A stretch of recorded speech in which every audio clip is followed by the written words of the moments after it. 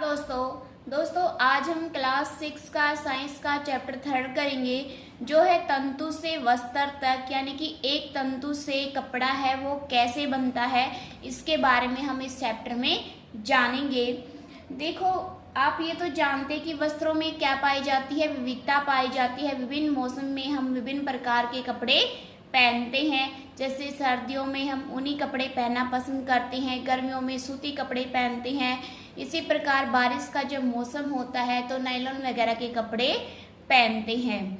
तो आप ये तो जानते हैं कि जो कपड़े होते हैं वो किससे बनते हैं, धागों से बनते हैं। लेकिन क्या आप ये जो जानते हैं कि जो धागे होते हैं ये भी पतली पतली लड़ियों से बने होते हैं, रेशे की पतली पतली लड़ियों से बने होते हैं। जैसे आपने कभी देखा होगा, जब हम सुई में धागा पिरोते हैं तो उसमें से धागे में से भी रेशे रेशे से निकल जाते हैं, जिससे धागा पिरोना है वो मुश्किल हो जाता है। जो वो रेशे होते हैं वो क्या कहलाते हैं, तंतु कहलाते हैं। क्या कहलाते हैं, तंतु कहलाते हैं। तंतु एक प्रकार के रेशे होते हैं जिससे धागे बनाए जाते हैं। तंतु क्या होते हैं, एक प्रकार के रेशे होते हैं। धागे की जो दिखाई देने वाली लड़ियां होती हैं वो और भी अधिक पतली लड़ियों से बनी होती हैं, जिन्हें क्या कहा जाता है, तंतु कहा जाता है। ये तंतु होते हैं वो दो प्रकार के होते हैं। कितने प्रकार के, दो प्रकार के। एक होता है प्राकृतिक तंतु, एक होता है संश्लेषित तंतु। जो प्राकृतिक तंतु होते हैं वो क्या होते हैं, जो तंतु पादपों या जंतुओं से प्राप्त होते हैं उन्हें प्राकृतिक तंतु कहते हैं। यानी कि जो तंतु हमें पौधों से, जंतुओं से प्राप्त होते हैं उनको क्या कहते हैं, प्राकृतिक तंतु कहते हैं। जैसे कपास, रुई, जूट, रेशम, ऊन, ये सब हम किससे प्राप्त करते हैं, पौधों और जंतुओं से प्राप्त करते हैं। जंतुओं से कौन कौन से प्राप्त करते हैं, रेशम और ऊन। ऊन है वो हमें किससे प्राप्त होती है, ऊन भेड़, बकरी, खरगोश, याक, ऊंट से हमें क्या, के बालों से हमें क्या प्राप्त होती है, ऊन प्राप्त होती है। जानवरों से ये ऊन प्राप्त करने की जो ये विधि होती है उसको क्या कहा जाता है, शेयरिंग कहा जाता है। हिंदी में इसको छटाई बोलते हैं। क्या बोलते हैं, छटाई बोलते हैं। और पादपों से प्राप्त जो तंतु हैं वो कौन कौन से हैं, रुई, कपास, जूट, पटसन, ये सब किससे प्राप्त होते हैं, पादपों से प्राप्त होते हैं। आगे है संश्लेषित तंतु। जो संश्लेषित तंतु होते हैं वो क्या होते हैं, संश्लेषित तंतुओं को विभिन्न केमिकल्स मिलाकर के फैक्ट्रियों में तैयार किया जाता है। देखो, रासायनिक पदार्थों से बनाए गए तंतुओं को संश्लेषित तंतु कहते हैं। जैसे पॉलिस्टर, नायलॉन, एक्रिलिक, रेयॉन, ये किसके उदाहरण हैं, संश्लेषित तंतु के उदाहरण हैं। आगे है वस्त्र। वस्त्र हैं वो कैसे बनते हैं, देखो, वस्त्र धागे या धागों से बने वस्तु होते हैं। वस्त्र हैं बनाने के लिए किसका प्रयोग किया जाता है, तंतुओं को धागों में परिवर्तित किया जाता है, फिर उनके क्या बनाए जाते हैं, वस्त्र बनाए जाते हैं। पहले तंतु से क्या बनता है, धागा, और धागे से क्या बनता है, वस्त्र बनता है। आगे है पादप तंतु के बारे में हम जानते हैं। देखो, रुई है वो किससे प्राप्त होती है, रुई है वो कपास के पौधे से प्राप्त होती है। रुई एक प्राकृतिक तंतु है जो हमें पौधों से प्राप्त होती है। इसे क्या है, तेल के लैंपों के लिए बत्तियां बनाई जाती हैं। कपास की प्राप्ति, यानी कि कपास की प्राप्ति है वो कैसे होती है, कपास एक पौधा है जिससे हम रुई को प्राप्त करते हैं। रुई कपास के फल से प्राप्त होती है। कपास के जो फल हैं वो परिपक्व होने के बाद कपास बालों से, कपास है जो हस्त चैन के द्वारा अलग की जाती है। जहाँ पर मृदा, जहाँ की जो मिट्टी होती है वो काली होती है और जलवायु उष्ण होती है, वहाँ पर कपास की खेती की जाती है, कपास के पौधे उगाए जाते हैं। जो कपास के पादप के जो फल होते हैं वो नींबू की माप के होते हैं और कपास के पौधों से जब वो पक करके तैयार हो जाते फल, उनको बीजों से उसको जब अलग किया जाता है तो उसको कपास का ओटना कहते हैं। कपास के रुई से बीजों को कंकतन द्वारा पृथक किया जाता है। इस प्रक्रिया को क्या कहा जाता है? कपास ओटना कहते हैं। पारंपरिक ढंग से क्या है? कपास को हाथों से ओटा जाता है। आजकल कपास ओटने के लिए किसका? मशीनों का उपयोग किया जा रहा है। आगे है जूट यानी कि पटसन। पटसन है वो क्या है? पटसन तंतु को पटसन के तंतु से प्राप्त किया जाता है। इसकी जो खेती है वो बारिश के मौसम में की जाती है क्योंकि इसमें ज़्यादा पानी की ज़रूरत होती है। और जो ये खेती है कहाँ पर की जाती है? इसकी खेती वर्षा ऋतु में की जाती है। इसे भारत में प्रमुख रूप से पश्चिम बंगाल, बिहार तथा असम में उगाया जाता है। इसे पुष्पन अवस्था में काटते हैं। जब इसको काट दिया जाता है तो कुछ समय के लिए इसको पानी में भिगो करके, पानी में दबा करके रख देते हैं, जिससे इसका तना है वो गल जाता है और फिर तने को बाद में हाथ से अलग कर लिया जाता है। देखो, फसल कटाई के बाद इसके तनों को कुछ दिन तक जल में डुबोकर रखते हैं, जिससे इसके तने हैं वो क्या हो जाते हैं? गल जाते हैं और तंतुओं को तने से आसानी से अलग कर लिया जाता है। वस्त्र बनाने के लिए तंतुओं को धागों में परिवर्तित किया जाता है, फिर उनके क्या बनाए जाते हैं? वस्त्र बनाए जाते हैं। जैसे जूट की रस्सियां बनाई जाती हैं, ब्राउन ब्राउन भूरे रंग की होती हैं जो। आगे है कताई। कताई क्या है? रेशे जो होते हैं, रेशों से धागा बनाने की जो प्रक्रिया है उसको क्या कहा जाता है? कताई कहा जाता है। रेशों से धागा बनाने की प्रक्रिया को कताई कहते हैं।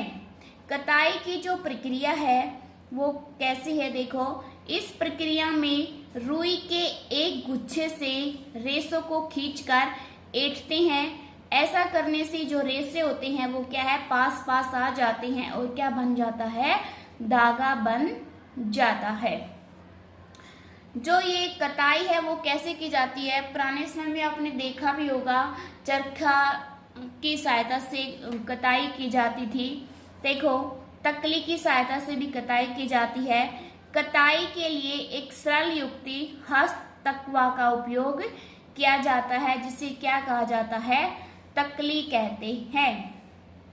हाथ से चलाई जाने वाली एक अन्य प्रचलित युक्ति जो कताई में उपयोग होती थी वो क्या है? चरखा। बड़े पैमाने पर जो कताई का जो कार्य किया जा रहा है वो किसके द्वारा हो रहा है आजकल? मशीनों की सहायता से किया जाता है। कताई के बाद जो धागे होते हैं, धागों का उपयोग किसके लिए करते हैं? वस्त्र बनाने के लिए करते हैं। कताई करके क्या है? रेशों से क्या बनाया जाता है? धागे बनाए जाते हैं और धागों से क्या बनाए जाते हैं? फिर वस्त्र बनाए जाते हैं।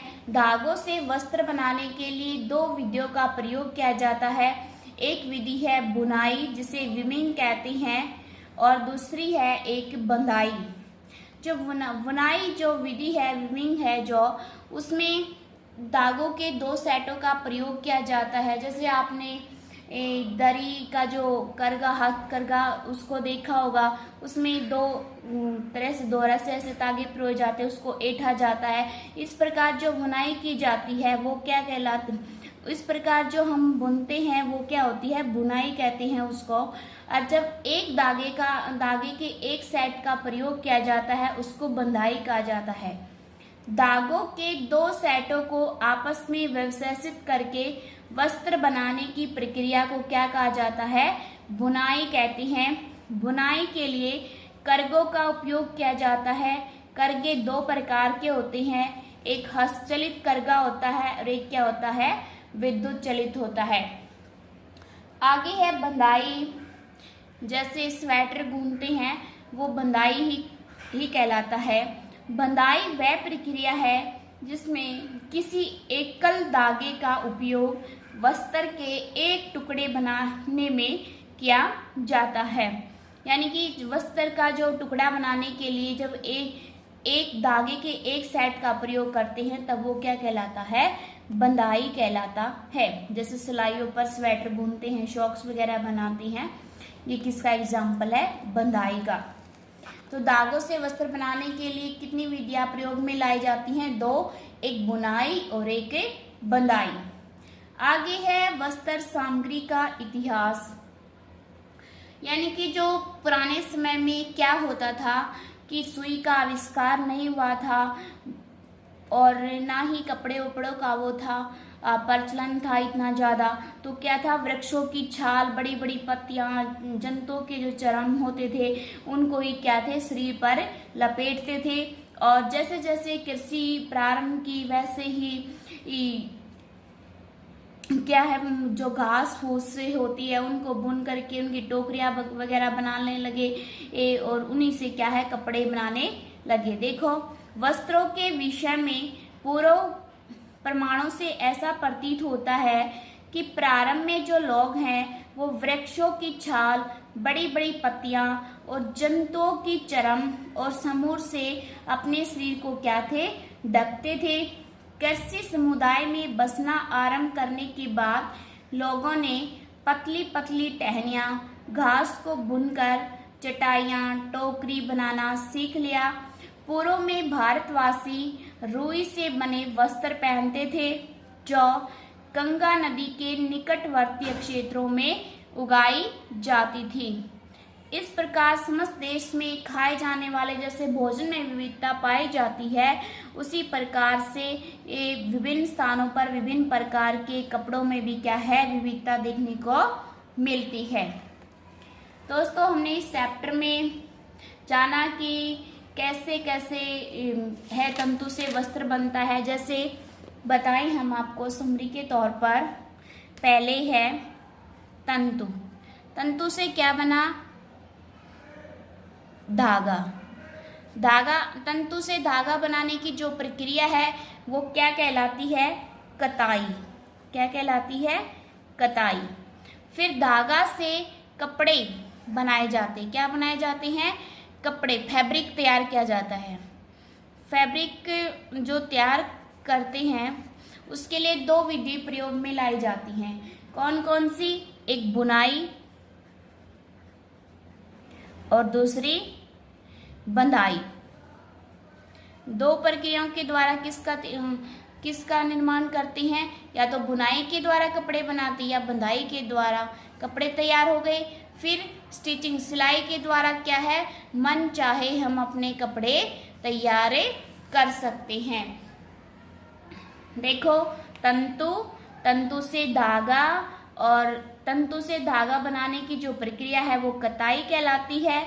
और धागा से कपड़ा बनाने के लिए दो विधि प्रयोग में लाई जाती हैं, एक बुनाई है और एक बंधाई है। और जिससे हम क्या होता है, फैब्रिक तैयार हो जाता है, यानी कपड़ा तैयार हो जाता है। फिर कपड़े से हम मन चाहे वस्त्र बना सकते हैं स्टिचिंग के द्वारा, यानी कि सिलाई करके हम मन चाहे वस्त्र बना सकते हैं।